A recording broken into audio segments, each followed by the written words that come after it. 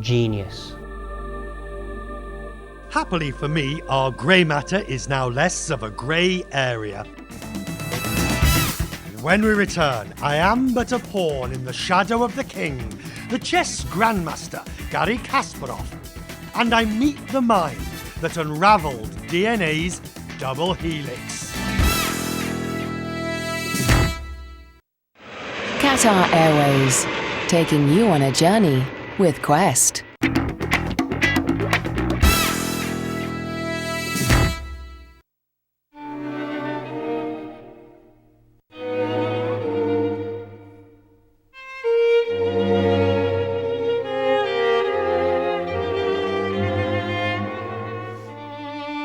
At the end of the day, it's a game, and someone wins, someone loses.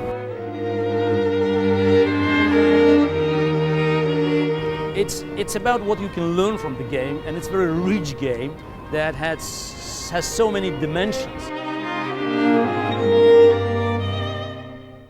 If you recognize all these intricate complications, you can learn a lot that will help you to do other things.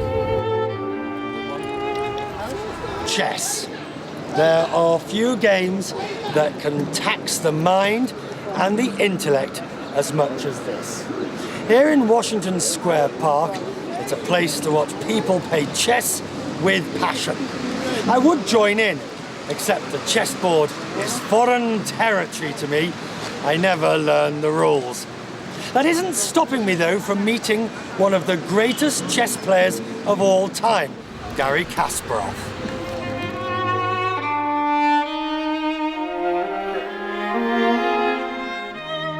Well, I would be very cautious in calling chess a pure game of intellect. Some say chess is a combination of art, science. It's a game because somebody wins, somebody loses. Intellect is an important, integrated part of that game because you see two human wills, two individuals engaged in what I would call a psychological warfare. It's a battle of brains. It's a battle of brains and also individuality. So it's not just winning or losing by making good moves. It's for me to win, you have to make a mistake or other way around. But making mistake is being subdued by this enormous psychological pressure when you are fearing to make a mistake. Do you believe that of all the mind games, that chess is uniquely superior in that respect? I would say yes, because it's the most ancient game. It's survived centuries, survived civilizations, and it offers equal conditions from the start. No luck involved. I do not play chess. It doesn't constitute a crime. Not yet, anyway. I need you to tell me, to explain to me what I'm missing, do you believe? If you can. I'm afraid that I will not be a very impartial observer in that case. You asked too much of someone who dedicated his entire life to chess, and I always enjoyed it, and I always believed that chess could give an enormous pleasure for anyone who dared to learn the rules. I think chess helped me dramatically to come up with my own recipe for decision making, which can be applied intelligently, of course, to virtually any other activity. In 30 years in the chess arena, Kasparov left no piece unturned. Junior champion at 16, the youngest ever world champion at 22. He went on to spend 2 decades as the undisputed number 1. Easy win. Kasparov wins. Brilliant. You're not a modest man generally, though, are you, when it comes to your abilities at chess? You have described yourself as the greatest chess player. No, I didn't. I know it's many other people did. So judging from my performance in chess tournaments for nearly a quarter of a century, you could come to this conclusion. We could. You could. yes. But I think that what I want to promote as a part of my success is willingness to question your own success. So always looking forward, remembering that success, your success, is the greatest enemy of future success. That's fascinating. That's why I managed to play with much younger players. I managed to crush generations that came after me. The importance of chess, teaching it to children, what does it give? During the game of chess, you are on your own. So you make good move, you win. You make bad move, you lost. And there is no one you can blame for it. And I think that sense of responsibility is something which is badly missing in the educational system. Kasparov was still at the top when he decided to retire from competitive chess in 2005 to pursue his second love of politics. We see a clear danger, a clear and present danger for current constitution, for our democratic rights. Now he believes the time has come to put his formidable talents to work for the good of Mother Russia.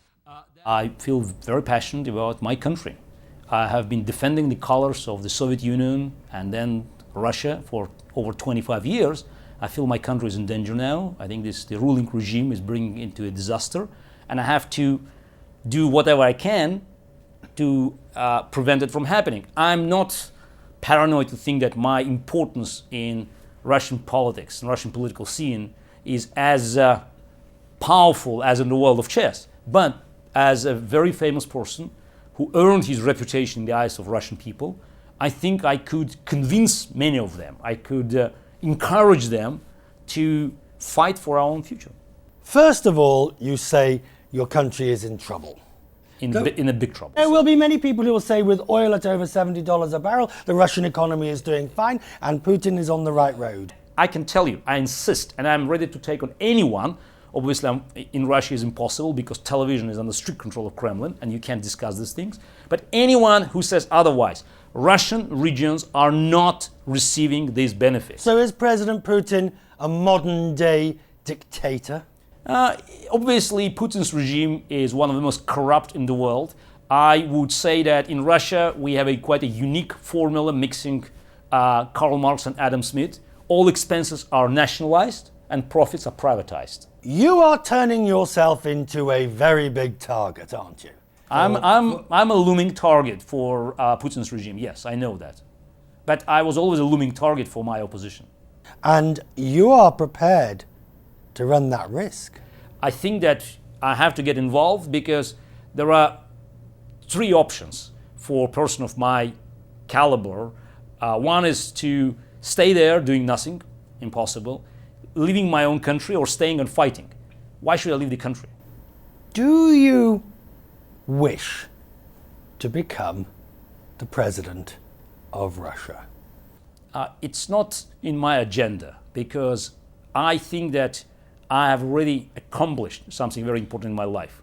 And I would do whatever it takes to make sure that my country goes through the real transition. I believe I could contribute. I don't know in what form, but personal success will not mar any of my decisions to help my country. One promise you have to make. When it's President Kasparov, you'll invite me for tea. No, let's make a deal. Yes. Yeah, when we free our country from this regime, I'll guarantee you we'll have a nice lunch in Moscow.